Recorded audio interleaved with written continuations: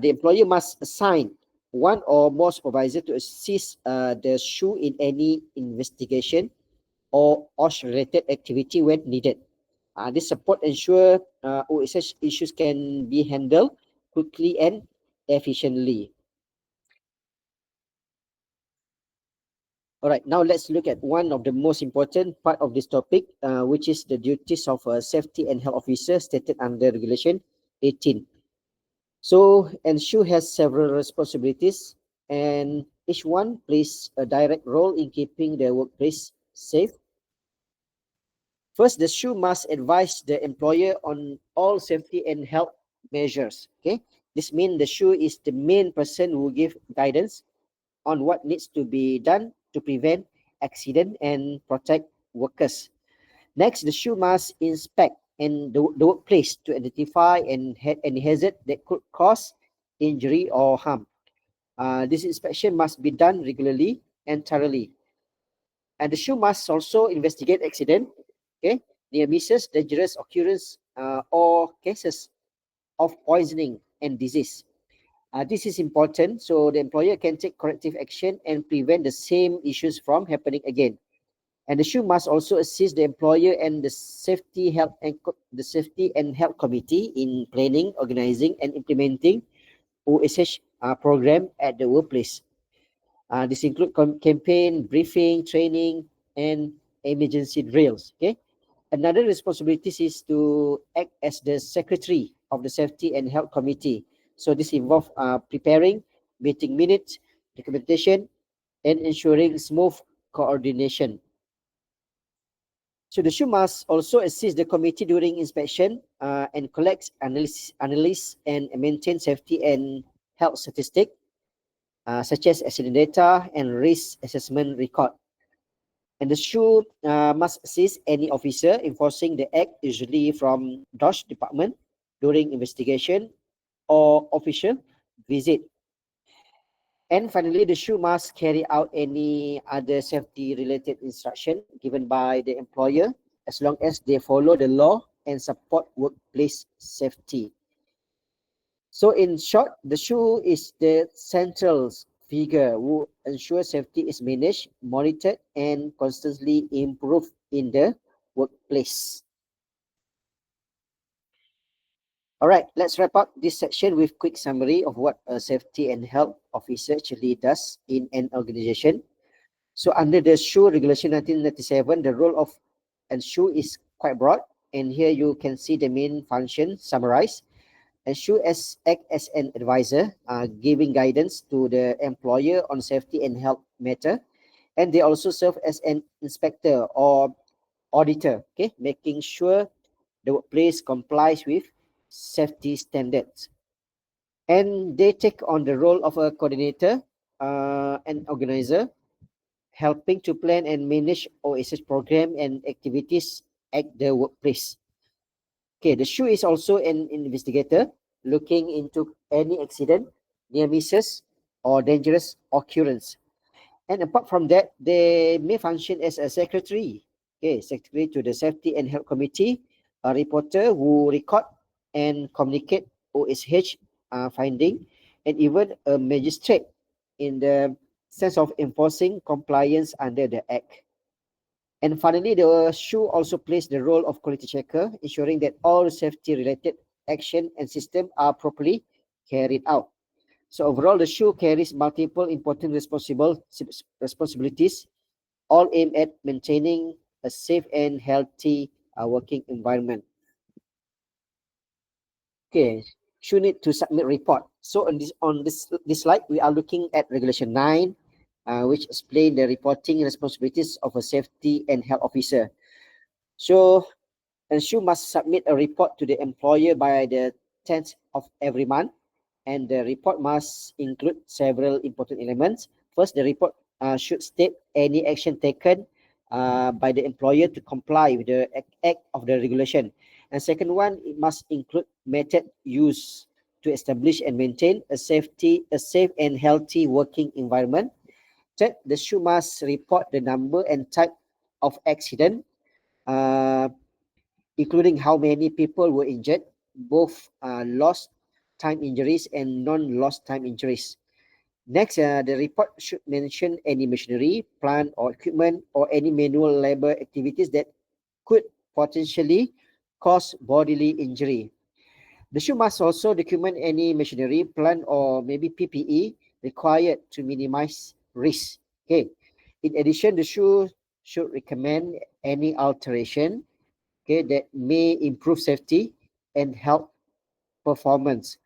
So the report also need to cover any work related to safety and health that has been carried out to promote a safer workplace. So if there are outstanding matters from previous report, they must be included as well. And finally, the SHU must report any other matters related to workplace safety and health. So overall, this monthly report ensure that safety issues are monitored, tracked, and continuously improved. Okay.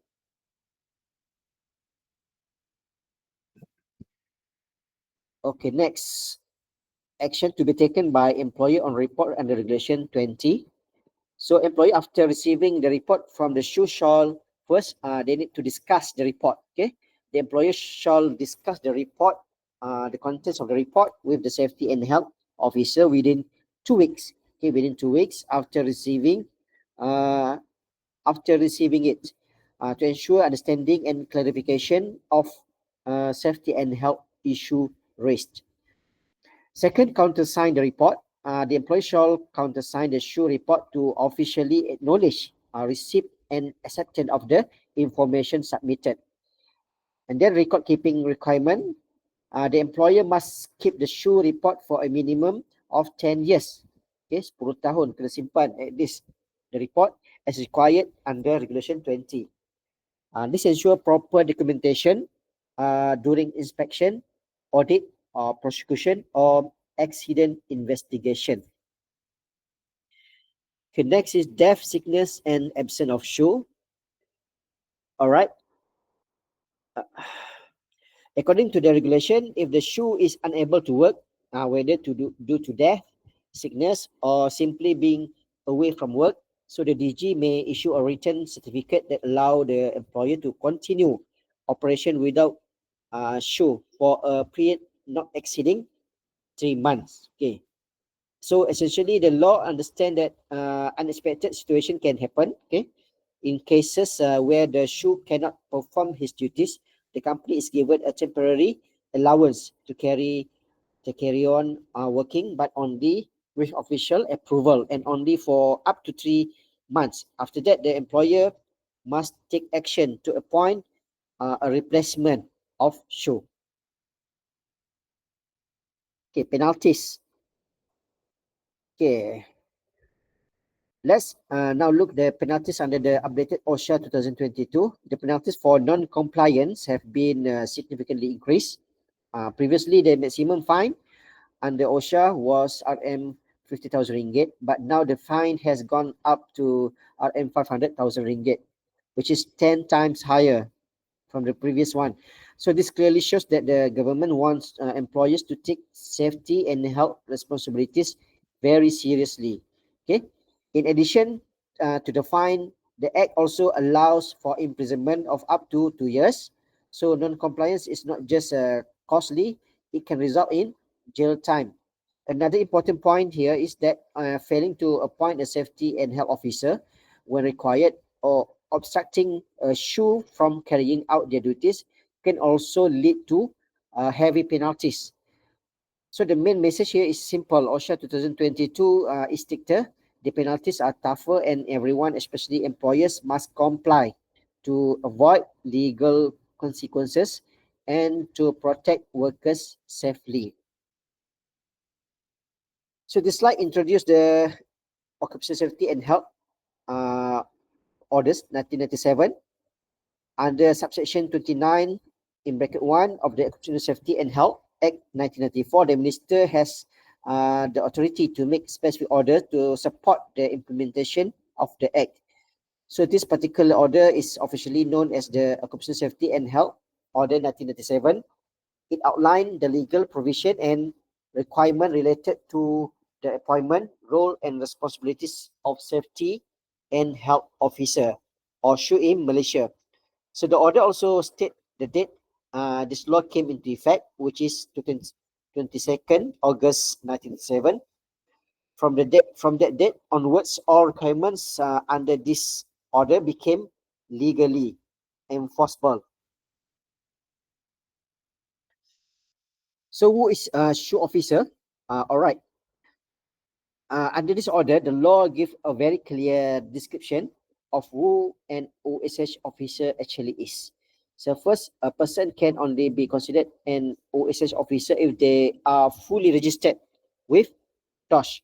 That means they have completed the required training, passed the examination, and received formal approval from the DG.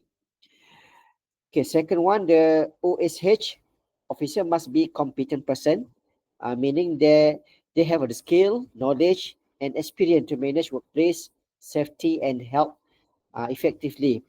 This include inspecting hazard, monitoring safety performance, and advising employers. And lastly, the OSH officer is someone who is officially appointed to ensure that the workplace complies with all relevant OSH law and regulation. This is a legal responsibility, not just an internal company role. All right. According to the Safety and Health Officer Order 1997, certain industry must employ a registered SHU.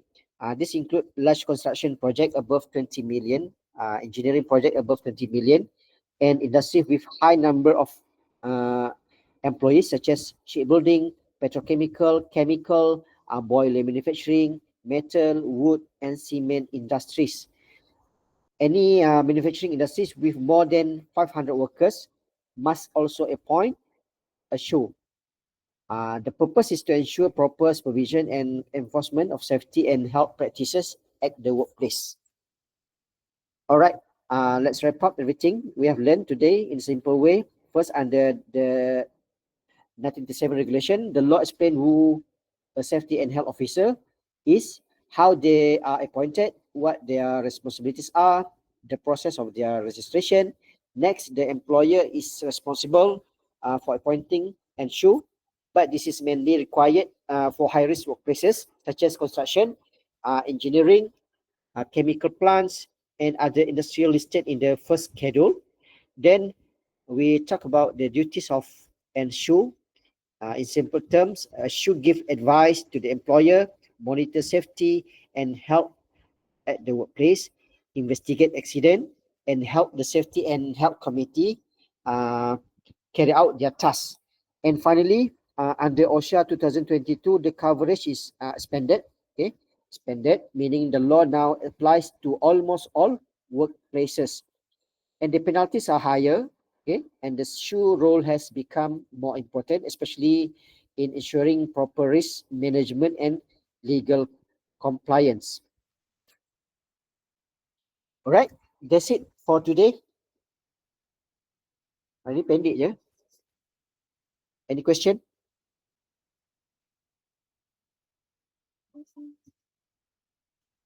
Tak ada. No. Okay, nanti jangan lupa ni attendance minta dekat Dr. Zeti. Kalau tak ada, message your message kat dia lah, kan? So itu saja untuk hari ini. Terima kasih semua. Assalamualaikum. Thank you, Thank you, Doctor. sir. Okay. Thank you, Doctor. Alright.